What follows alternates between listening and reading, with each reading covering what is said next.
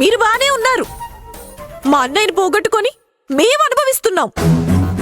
అమ్మ కీర్తి, నువ్వు బాధలో ఉన్నావు. చిన్న పిల్లవి. నింద ఎప్పటికీ నిజం కాదమ్మా. నిజాయితీ ఎప్పుడూ తప్పు చేయదు.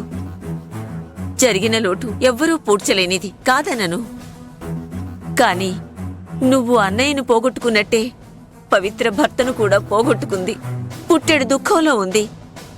మీరంతా ఒకరికొకరు ఓదార్చుకుంటూ ధైర్యం చెప్పుకుంటూ ముందుకెళ్తేనే వచ్చిన కష్టం నుంచి కాస్తైనా బయటపడగలుగుతారు. అర్థం చేసుకో తల్లి. మీ నీతులు పోయిన మా అన్నయ్యని తిరిగి తీసుకొస్తాయా?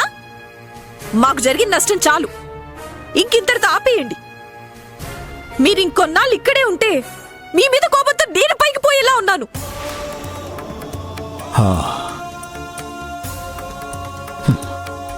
నీ బాధ మాకు అర్థమైంది తల్లి.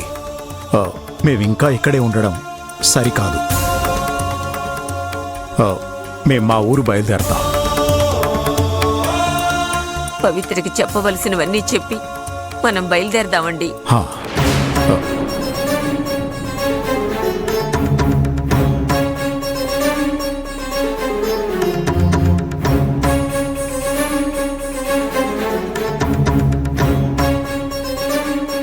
చూసావా కీర్తి, వీళ్ళంతా అవకాశవాదులు.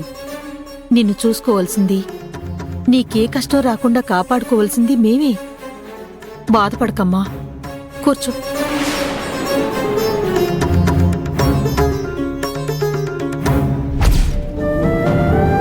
పవిత్ర, అమ్మా పవిత్ర,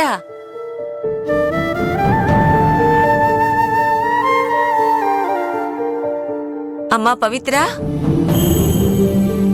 పవిత్ర, అమ్మా పవిత్ర, పవిత్ర.